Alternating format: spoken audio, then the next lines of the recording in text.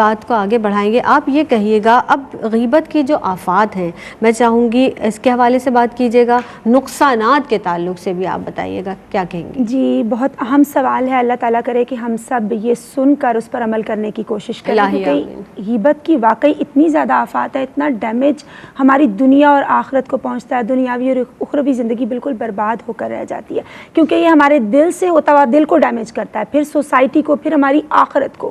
بہت سارے روحانی, اخلاقی, سماجی بہت سارے برے اثرات, اس کے نیگیٹو امپیکٹس سوسائٹی کے اندر ہمیں ملتے ہیں. آپ دیکھیں نا, ایک شخص جب کسی کی غیبت کرتا ہے کسی دوسرے کے سامنے, وہ اس کی عزت کو خراب کرنے کی, وقار کو مجروح کرنے کی کوشش کرتا ہے, لیکن اس کو سوچنا چاہیے کہ ایکچولی وہ اپنے عزت و وقار کو ٹھیس پہنچا رہا ہے. دوسرا فار دا ٹائم بینگ سوچ تو سکتا ہے نا کہ اگر ان کی برائی مجھ سے کر رہا ہے تو کیا میری برائی جا کر ان سے نہیں کرتا؟ اور ہوتا ہے, ایسا ہوتا ہے, زندگی بڑی ریلیٹیبل ہے اس سے.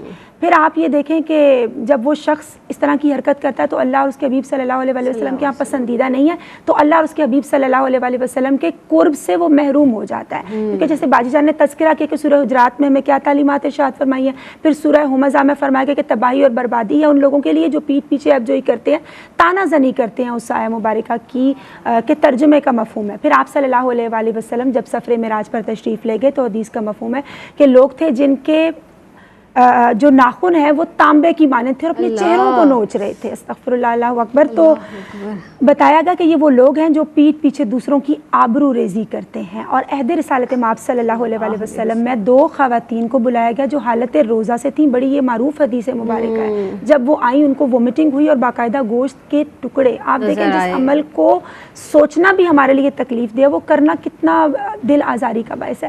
پھر اس سے ہمارے سارے اعمال صالحہ, ہم کتنی مشکل سے نیکیاں کرتے ہیں. آپ اور ہم آج فی زمانہ دیکھیں تو ہم نیکیاں جمع کرنے کی کوشش کرتے ہیں, چھوٹی چھوٹی نیکیاں کرنے کی سٹرگل کرتے ہیں. پھر کیا فائدہ ہوا جب ہمارے اعمال حسنہ ہی ضائع ہو گئے, ہمیں ایمان کا نور, حلاوت, وہ روشنی سے ہمارے دامن میں نہیں آئی, تو ہمارے دامن میں کیا رہ گیا؟ حدیث کا مفہوم بھی اس سے سامنے آ رہا ہے کہ حقیقی مفلس کون ہے. آپ صلی اللہ علیہ وسلم نے فرمایا کہ وہ جو اعمال صالح تو کرتا ہے, لیکن جب وہ دوسروں کی آبرو ریزی کرتا ہے تو اس کی نیکیاں ان کے نام اللہ اکبر خالی ہاتھ رہ جاتا ہے, خالی دامن رہ جاتا ہے. اور ایک اور روایت کا مفہوم میں پڑھ رہی تھی, جو کسی کی آبرو ریزی کرتا ہے اس کی دعائیں بھی مستجاب نہیں ہوتی, کیونکہ مخلوق اللہ تعالیٰ کی فیملی ہے نا. تو جب اس کا برا چاہا جا رہا ہے, جب ان کے وقار کو مجروح کرنے کی کوشش کی جا رہی ہے, تو کیسے ہمارے اعمال صالحہ قبول ہوں گے, کیسی ہماری دعائیں مقبول ہوں گی؟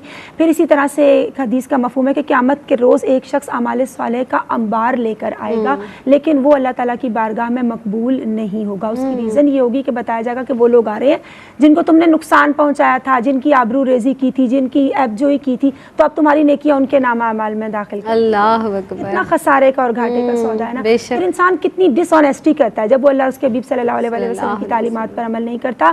کیونکہ مولا علی عبد الوہاب شورانی رحمۃ اللہ علیہ سے یہ روایت نقل کی گئی کہ مولا علی کرم اللہ وجہ الکریم نے فرمایا, قیامت کے روز ایک انسان کے حضور 12 منازل ہوں گے, ہر منزل پر ایک ایک چیز کا حساب ہوگا, چوتھی منزل پر غیبت کا حساب ہوگا.